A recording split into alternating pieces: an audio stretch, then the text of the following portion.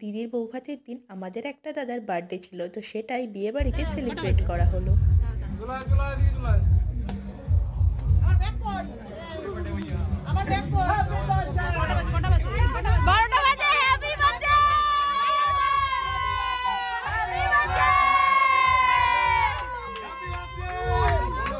আমায় পড়বে মনে, কাছে দূরে যেখানেই থাকো।